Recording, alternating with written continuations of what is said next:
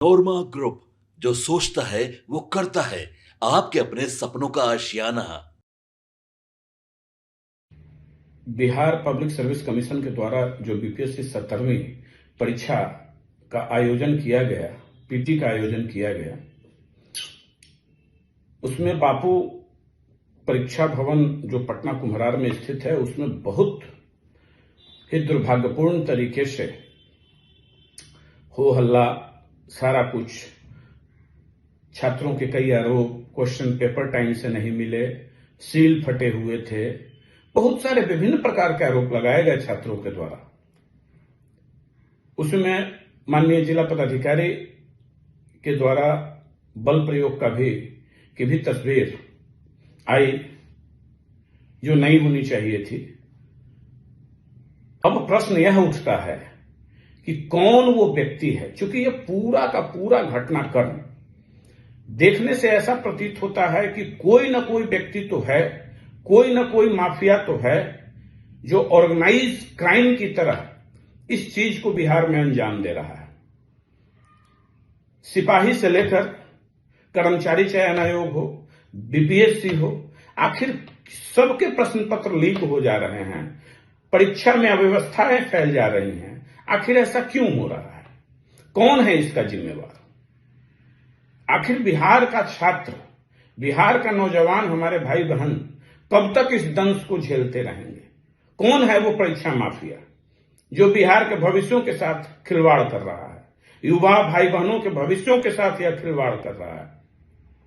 तो मैं माननीय मुख्यमंत्री जी से करबद्ध हाथ जोड़कर आग्रह करना चाहूंगा कि आपकी प्रशासनिक क्षमता पे मुझे कोई शक नहीं है और ना ही कोई उंगली उठा सकता है।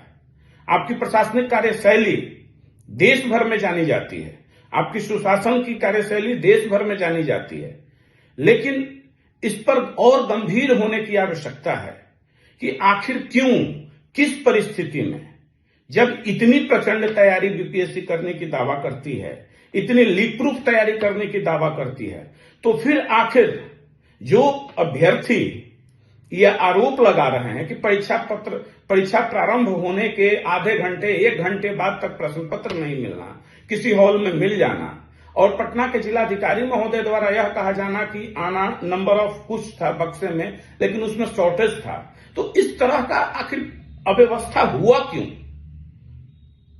तो माननीय मुख्यमंत्री जी, आप इस पर गंभीरता से विचार कीजिए। ये सारे युवा आपके बच्चे समान हैं। बिहार के बेटी बेटियां बड़ी आशा भरी निगाह से आपको देख रही हैं। इस पर अब वक्त आ गया है कि अब बहुत हो चुका, अति का अंत हो गया। अब इस पर इतना बड़ा कुठाराघात करने की आवश्यकता है। इसको ऑर्गेनाइज क्राइम की श्रेणी में लाकर, संगठित अपराध की श्रेणी में लाकर, और इस पर ऐसा कुठाराघात कीजिए कि आने वाली 7 पीढ़ियां उन माफियाओं की ये करने की हिम्मत नहीं जुटा सके। छात्र कोचिंग माफिया पर भी सवाल उठा रहे हैं, तो आखिर ऐसा क्यों? बिहार की धरती हमेशा से बौद्धिक क्षमता के लिए जानी जाती है, लेकिन उसके बौद्धिक क्षमता के ऊपर प्रश्न उठना यह बहुत दुखनीय, अत्यंत निंदनीय है। इसलिए मैं पुनः आग्रह करना चाहूंगा कि इसकी बिहार में सक्षम एजेंसियां हैं, सक्षम पुलिस पदाधिकारी हैं, उनको सौंप कर त्वरित जांच करवाइए और इस पर कार्रवाई कीजिए और देखिए कि चूक कहां से हुई। क्या बीपीएससी के द्वारा कोई चूक किया गया, या बीपीएससी ने जिनको ट्रांसपोर्टेशन की जवाबदेही दी उनके द्वारा कोई चूक की गई, या कहां से यह भारी चूक हुई? क्यों छात्रों में अविश्वास है? और मैं बीपीएससी से भी आग्रह करना चाहूंगा कि हठधर्मिता छोड़कर छात्रों के भविष्य, ठीक है वो आप कहते हैं कि भाई 1.5 लाख 4 लाख छात्रों के कारण, चंद हजार छात्रों के कारण 4 लाख को नहीं देखा जा सकता है, लेकिन यह आप कैसे तय कर सकते हैं कि उन चंद हजार छात्रों में भी बिहार के कई भविष्य निर्माता छिपे होंगे? तो फिर एक कोई गुनाहगार हो और उसकी सजा सबको मिले, यह उचित नहीं है। इसलिए इसकी गहनता से जांच होनी चाहिए और छात्र हित में इसमें फैसला लेना चाहिए। बहुत है वो सबने है माना। ई होम्स पैनोरामा में हो आपका भी आशियाना। और फाइनली हमने 2021 में इस प्रोजेक्ट को लॉन्च किया। बहुत लोग अप्रिशिएट कर रहे हैं कि पूर्णिया जैसे शहर में, बिहार के, एक तो बिहार की बात करें उसमें भी पूर्णिया जैसे छोटे जगह में इस तरह का लाइफस्टाइल देना ये सुन के हम लोगों को बहुत अच्छा लगता है। ई होम्स में हमने कुछ और भी किया है, जैसे हम जिस जगह में रह रहे हैं हमारे फैमिली सिक्योर हो, उनको सिक्योरिटी का ध्यान में रखा है।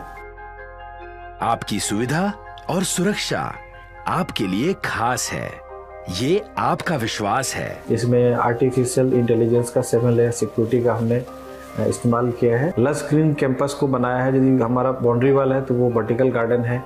ये जितनी भी फैसिलिटी होता है एक इंटरनेशनल टाउनशिप में ई होम्स है, ये हम लोग विश्वास नहीं कर पा रहे हैं। जो भी हमारे मित्र दोस्त या जो भी हमारे बाहर के बाहर आते हैं तो हम लोगों को बहुत अच्छा सुनने को मिलता है और बहुत अच्छा क्रेडिट मिल रहा है। वो सारा हमने सिर्फ एक बिल्डिंग नहीं बनाया, हमने एक बहुत अच्छा लाइफस्टाइल दिया ई होम्स में, और मेरा एक सपना था जिसको मैं आज फुलफिल होते हुए देख पा रहा हूँ। ये आपका आवास है। ई होम्स पैनोरामा में अब आपका निवास है। E Homes Panorama, luxurious lifestyle redefined. Panorama Group, जो सोचता है वो करता है। अगर ये वीडियो पसंद आई और वह बिहार के राजनीति और बिहारियत से सरोकार रखेनी तो सब्सक्राइब बटन दबा के चैनल के सब्सक्राइब कर ली। ओजे एगो घंटी बा, ओकरा बटन दबा देला से कुल सटीक और मारक खबर रुआ मुफ्त में मिल जाई। अगर रुआ पत्रकारिता के हमनी के नया प्रयोग में सहयोग कर चाहतानी तो ज्वाइन बटन दबा दी। पेटीएम नंबर नोट कर ली 9386816700।